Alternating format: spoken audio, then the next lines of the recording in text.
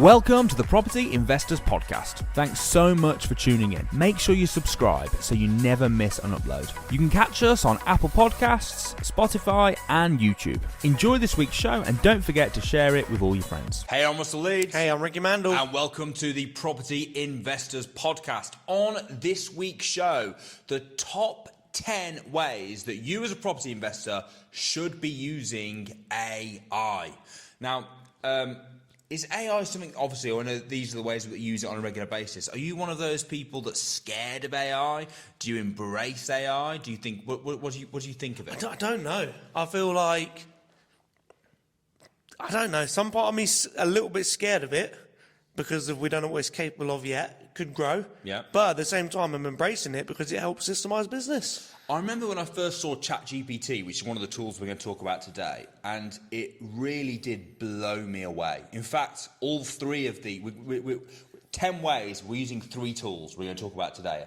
All 3 of these tools blew my mind when I first saw them. When I first saw ChatGPT, which we're going to talk about first, it was as big a oh my goodness moment for me as like the internet was.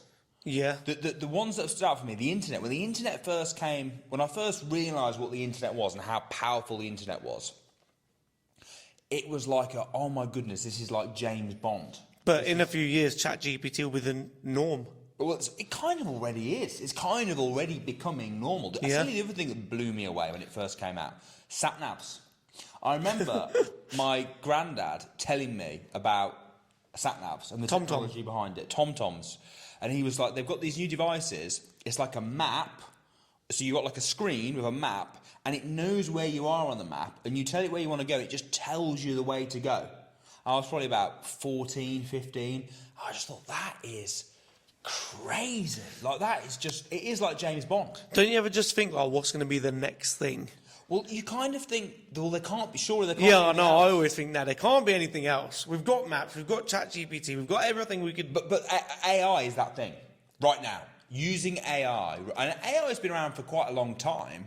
It's just, you know, like if you look at, for example, like Facebook ads, right? Yeah. That's all managed by AI. It's by rules, it's by a bot. It's just that for the first time, normal people are being able to use AI, which is why it's so incredible. All right, so...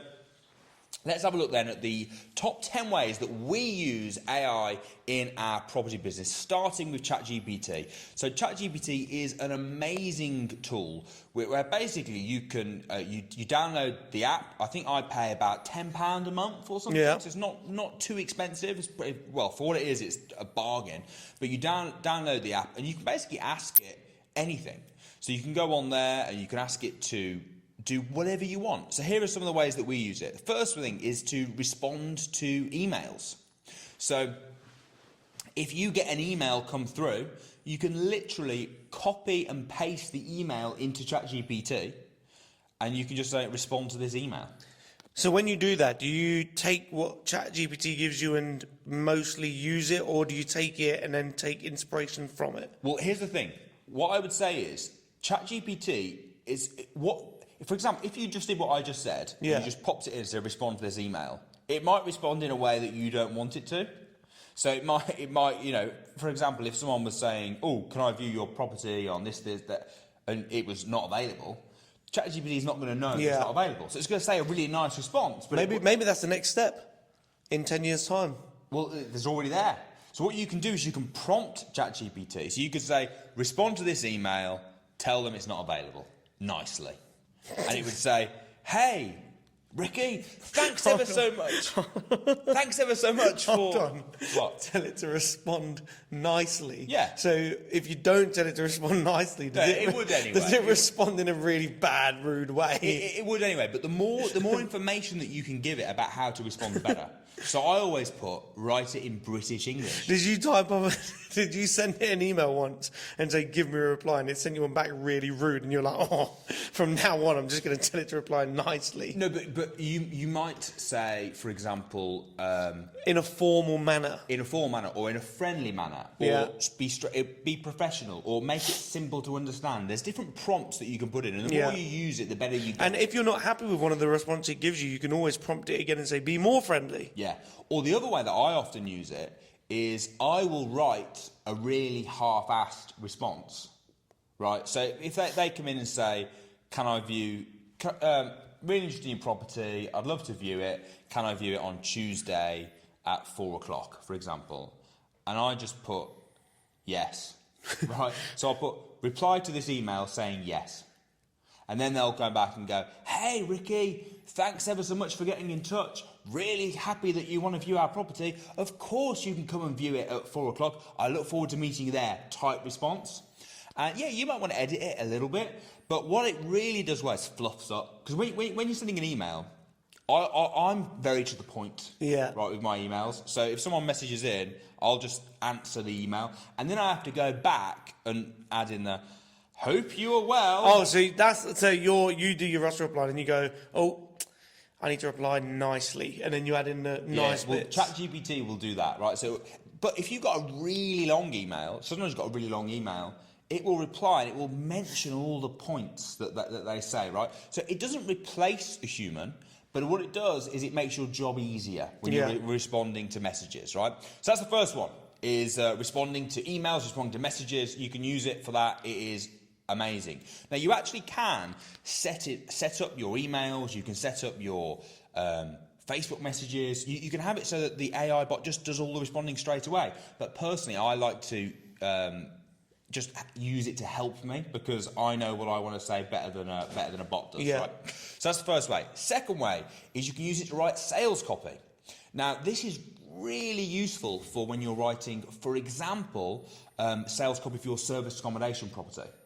So when you're putting a new property onto Booking.com and Airbnb, I always use a channel manager, and it will ask you loads of questions about the property, about the area, about what's nearby. For example, you can literally just go on and say, so I put one up in, let's say you put one up in Birmingham, you could say, tell me the best things to do in Birmingham that's nearby to this postcode. And it will tell you, bang, you've got this, you've got that, you've got the other. You can just copy and paste it straight in. This is the sort of stuff that used to take me like a day to put together a good advert that you can now do in minutes. You can use it for your website, if you're a deal sourcer, or if you're rent to rent, or your accommodation, or whatever it is, any sales copy that you've got to write, just put in your key points. This is what I want, and bang, it will write it out. And you can tell it, write it like an expert marketer, for example. Write it nicely. Write it nicely, yeah. Unbelievable for writing sales copy. So that's the second one. And whatever it is, ChatGPT, sales copy, absolute game changer. Number 3, write social media posts. This is really useful if you've got something you want to write. So let's say, for example, you take a picture, and again, it's just tweaking what you're going to say.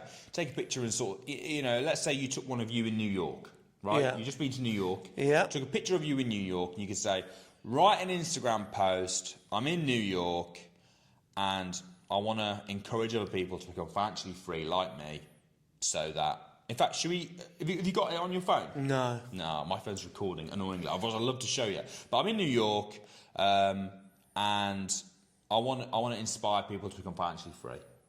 And then it's right, hey, here in New York City, give all the hashtags for it, and it will promote financial. It will write you an Instagram post. Again, you're going to want to tweak it, you want to change it. But for ideas, inspiration for social media, ChatGPT, absolute game changer.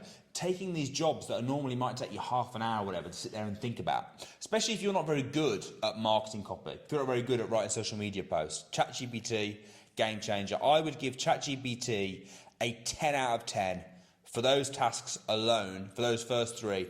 Download it, get it. It is unbelievable. Any thoughts or anything you want to add? I mean, would there be a point where if, let's say in 10 years' time, ChatGPT is a new norm, then do you reckon it would come to a point where everyone's posts, let's say social media posts, everyone's post captions are very similar? No, because you have to prompt it. So with ChatGPT, it's a case, if you put rubbish in, it will give you rubbish out. So let's say 1,000 people go to New York in a month. 1,000 people go on ChatGPT. Can I tell you what it'd be like? Go on. Do you know how we've now got Google? Yeah. Right. So you might say, when someone writes a report, like a school, let's say we'll give someone an essay, right, to write at school, for exams. Yeah. Now that we've got Google and the same information's online, isn't everyone's essay going to be the exact same? Well, no. Why not? Because they're writing it in their own words, taking the information from Google. They're taking the information and they're doing it their own way. ChatGPT is the same. You're still going to edit it. You're still going to change it. You're still going to prompt it differently. You're still going to do it differently. It's just a tool that you can use. How will this affect the exams when people do have to write essays? I think that in the same way, I think people will use it to help them with exams. They'll use it for points. So if you were, for example, let's say you had to write an exam on, give me an example. Sports science. Sports. Wow, that sounds. Sorry, if you're doing the exam on sports. I haven't, but it's just first thing that came to my mind. All right. So, but let's say it was an exam on a book, for example.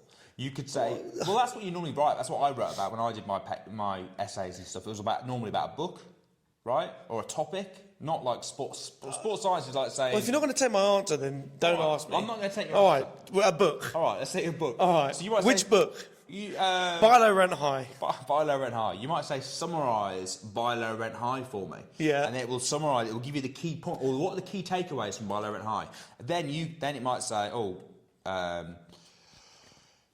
you find properties and you add value to them. Yeah. So then you might say, okay, so you might take that point. You might say, okay, how are you adding values?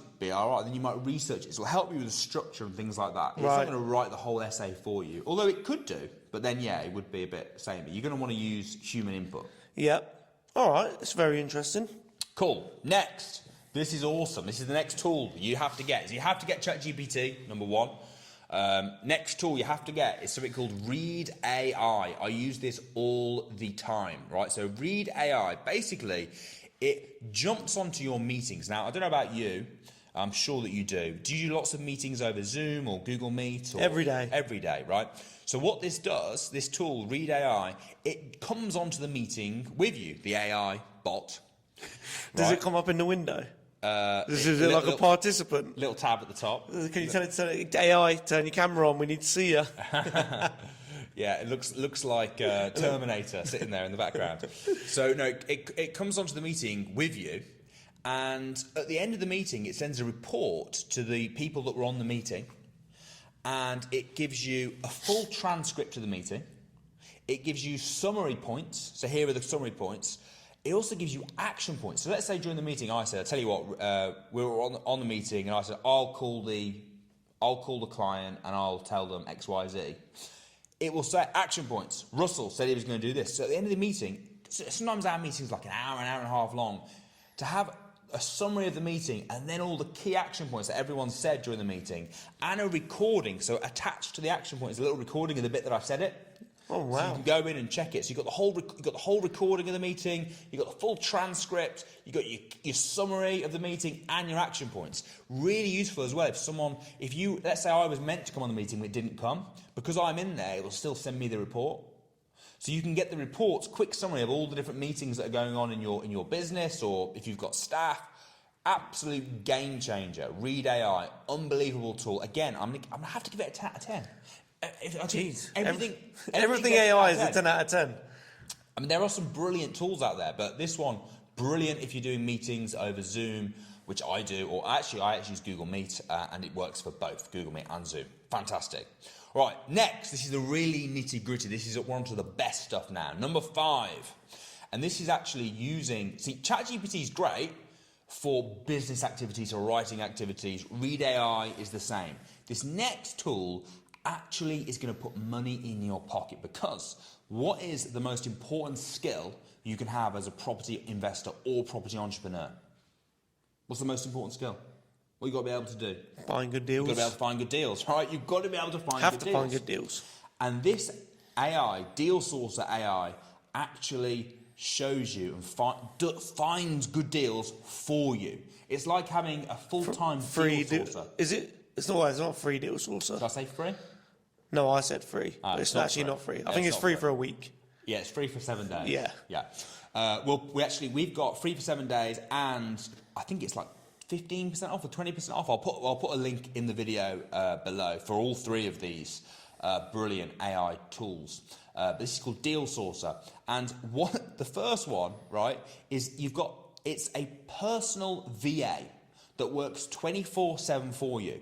So it's built its own VA. It's like a little AI bot, And what it does is it goes across the internet looking for deals for you. So you set the parameters of what you want. This is the type of deal I want. This is where it is. This is how much I want to spend. This is what the ROI I want to make. Whatever it is that you want, you tell it. And it goes around across the internet, scrolling Rightmove and all these sites, looking for the exact deal that you have asked it to find. And when it finds it, it sends it to you.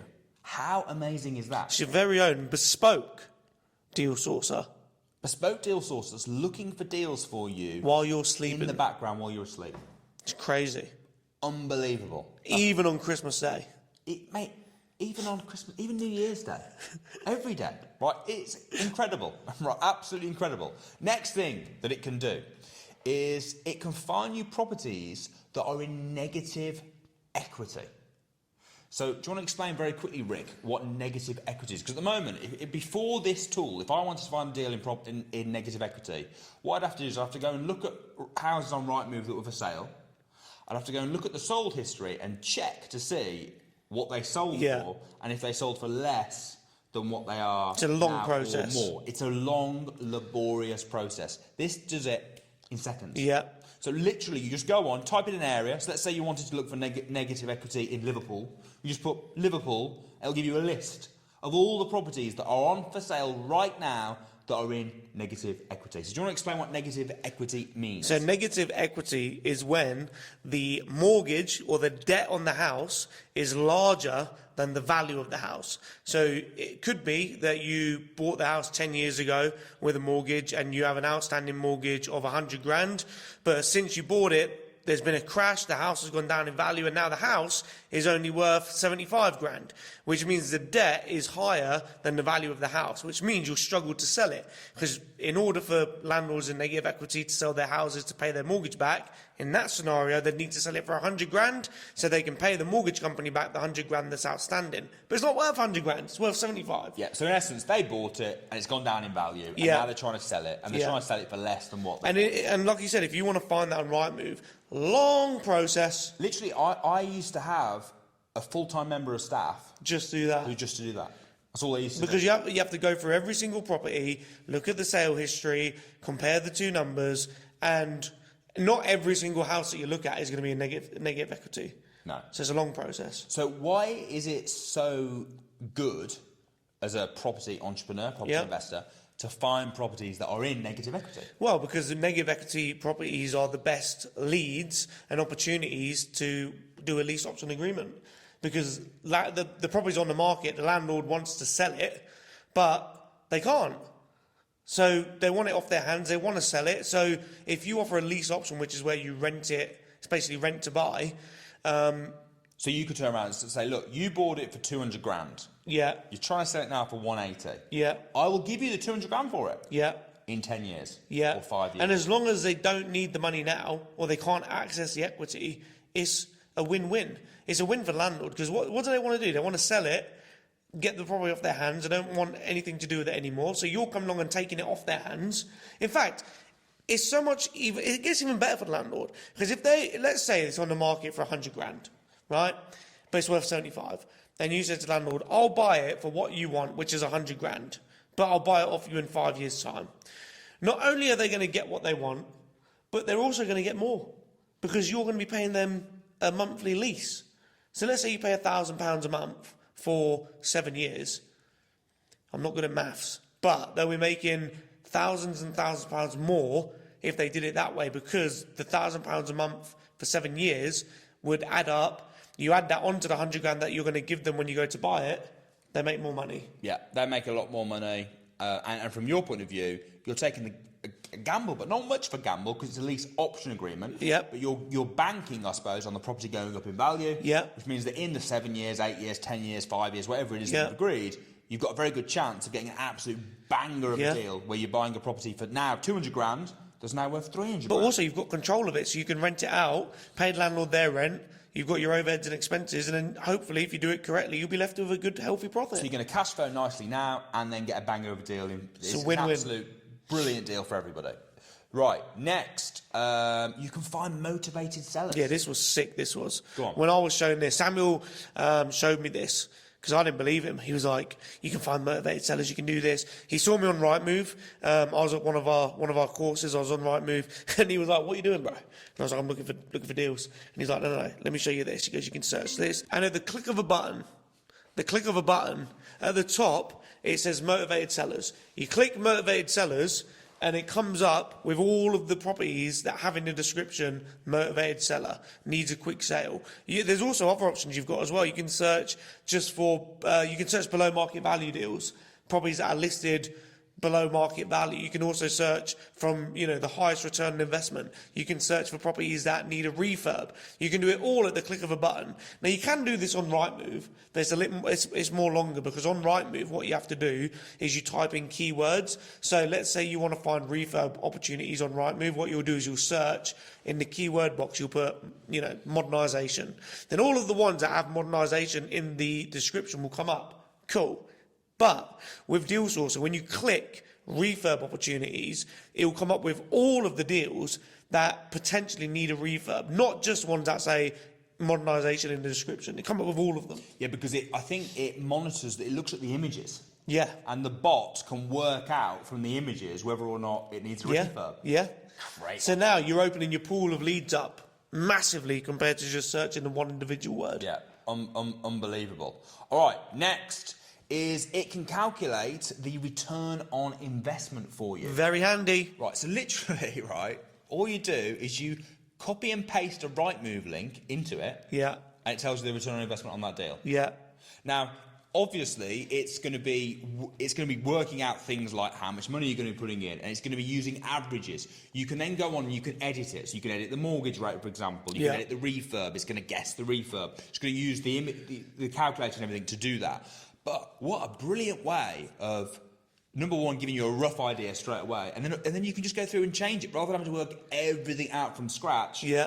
Bang. Just put a Rightmove link in. Here's the ROI. Well, it's so useful as well. If you're not even if you're just buying for yourself, but if you're a deal sourcer, you can take all of the information that this gives you, download it onto a spreadsheet, and then you've got your information ready for the investor. And now, of course, you need to back it up with evidence. You need to do your due diligence and back it up. But it makes it easier to package the deal for the investor with the information. You have to. It goes back to the essay thing. Spend a day getting a deal ready to send out to an investor to give them the information. Spend a day putting it all together, or use Deal Sourcer to extract the information.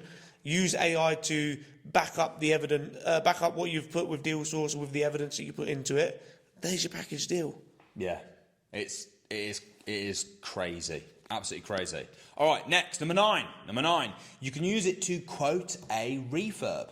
Now, I was sceptical of this, so I was like, how does this actually work? So what you do is you go on, you put in your what you're buying the property for, so the asking price or whatever it is you've agreed. You put the postcode and you put the size of the property, although you can actually use it to find, you can use the same software to find the size of the property for you as well, which is crazy. But you put the size of the property and you put what type of refurb. So I think it's like literally new build, like knock it down, start again type thing.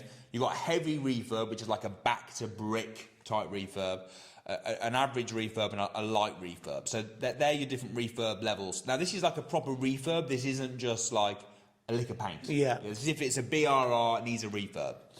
You put that information in, and what it does, when like a quantity surveyor, for example, prices up, if you've got a job and you're like, right, how much will this cost? And they price it up. How they price it up is they go and they've got like data which is of similar jobs. So you might have like, these are all the different types of jobs that need doing, and they'll go and look at it, and they'll look in the area, because obviously it depends on the area, and they'll see, right, in Walsall, for example, there were other people that did that exact work. This was the average price per square metre for that job, and they calculate it like that. This AI tool does the same thing. So it's got all that data from all the quantity surveyors and everything. It's got built into it. So you know your area, it knows the square metre, it knows which house it is, and it knows the type of level of refurbs. It's taking all those averages and it just calculates it for you within 2 seconds. I've just had a really random thought. That sounds like you. Planes use AI to fly. Right. Is that right? Well, I know basically, similar. Because the pilot pretty much just takes off and lands it, right? The pilot just sits there and does nothing. Most of the journey, yeah. So how is this only just coming to life now? We've had planes for years. But I said that to you at the beginning. AI has been around for years. Look at Facebook. Look how much Facebook knows about you. Do you think it's like loads of people just writing it all down? It's crazy. What's happened is it's just become available in the last couple of years. It's just become available to normal people, and now that the technology is there, more people are jumping on, adapting it, and doing stuff like this, making it available for property investors. Here's the final one, number 10. So we've got quote refurb, we've got the ROI. This one's massive as well. It can give you a property valuation. So you can put any property in. You can just search the address. You go on, just search the address, and it will give you a valuation of the property. But not only does it give you a valuation, normally gives you a bit of an estimate, it will also give you some comparable properties. You can go on, so it'll put them onto a spreadsheet, so you can go on, you can look at them yourself, so then you can work it out for yourself to sense check it as well. Because it might be when you look at the comparables, you're like, we're not going to use that one, we're not going to use that one. But, normally if I'm doing a valuation myself, you're looking at least half an hour of work. Yeah. To go on, find the comparables, go through this, click of a button, list of comparables on a spreadsheet. You can just go through and just sense check it. Take out the ones that aren't. It's turned it from 1 second to give a rough estimate, but probably like a 5-minute job to do as good of a job as it would have took me to do half an hour before. Yeah. So this is where AI is amazing. It's brilliant at doing it just itself, but if it can show you the data and how it got there, you can sense check it and go on and check. So for property valuations, all the information on a property, you just put the property in. It's like, this is how big it is. This is the EPC. This is the floor plan. Here are photographs when it used to be on the market. Here's this, here's that. All the information that's available online, bang, put together into a nice little package for you, gives you all the information on the property, a full breakdown of the information of the property, an estimated valuation, and the comparables that you can use as well, which I think is an unbelievable tool. So they are the top 10 ways that property investors, property entrepreneurs like yourself should be using AI. You need to download these 3 apps immediately. You need to get them on your phone, get them on your computers, ChatGPT, Read AI, and Deal Sourcer. I am going to put links below. Make sure you go on and download them. Make sure you use them. But also, I'm sure there's ways that you guys are using AI that we're not aware of. No. Or we don't know. Comment below. Let us know. How else should you be using AI as a property investor? Because this is the time. Do you know, like when the internet first came on, all these big companies jumped onto the bandwagon. Right now, it's time for you to jump onto the AI bandwagon. Now is the time to be an early adapter. Now is the time to start using it because it's only going to get better and better and better. I've been Russell Leeds. I'm Ricky Mandal. See you next week.